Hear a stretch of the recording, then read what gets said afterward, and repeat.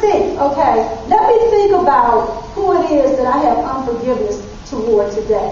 And then you have to admit how that person has hurt you. Talk about it. Some of us even hate that person. Okay, we hate them because they've hurt us. We need to admit that. Now, sometimes with us, that's the easy part to do, to admit it. But this is the hard part. This is the second step. You got to release the offender. Okay? Forgiveness is not easy. Releasing your offender does not mean that you condone or excuse what they did. Just because you release them doesn't mean that it was right what they did. Okay? You don't condone it or you don't excuse it. But releasing them is taking away control that they will still have in your life if you don't forgive them. That's what it means. To take away the control that they have if you don't forgive them. Like I said, it's time to forgive. There's somebody this morning that you haven't forgiven. It's time to forgive. So how do we release this person? Pray for them.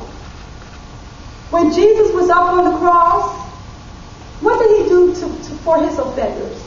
Those people who just beat him to a pulp. The people who just slaughtered his body. Jesus on the cross, the worst form of death that you could suffer is to be crucified.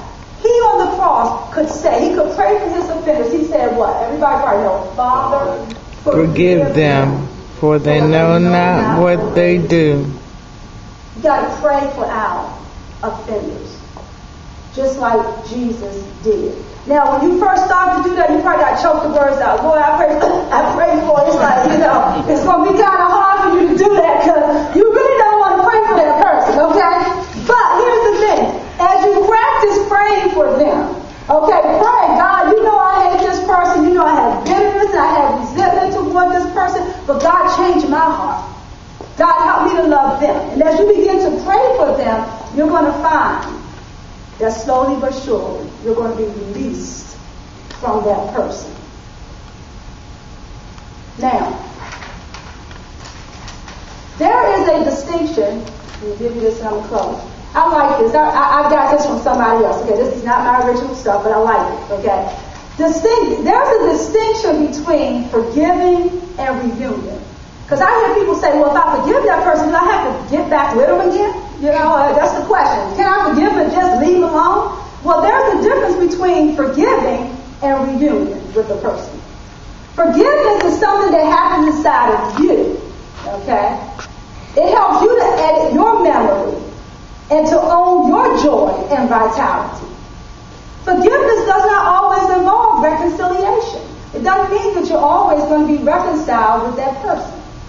Reconciliation is the final stage of forgiveness, but it doesn't always happen.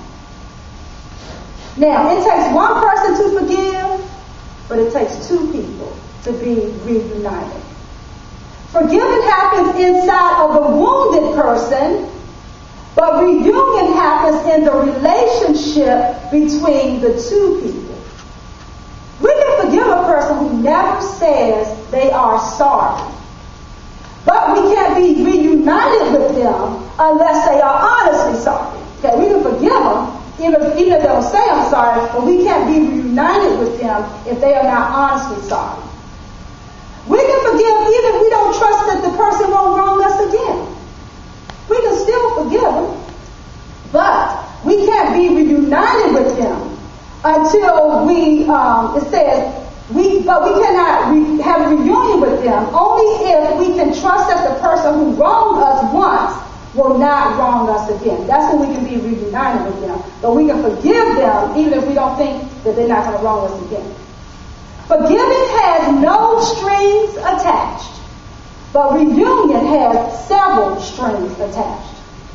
Obviously, reunion is just plain impossible when the other person has died or is completely unwilling to communicate. There are also times when reunion may actually harm you. Reunion can actually harm you, and it's not about you. That's why Paul said, if it's at all possible, okay, as much as lies within you, if it's at all possible, he said, as it depends on you, he says to live at peace with forgive everyone. So, do we need to forgive somebody? Let's look back at our point for the last time as we get ready to pray. Our point for today. It says to, let's read that again together. It says, evaluate all my relationships and offer forgiveness to those who hurt me and make amends where I have caused hurt, if it is possible. Let's go to the Lord in prayer. God, we thank you.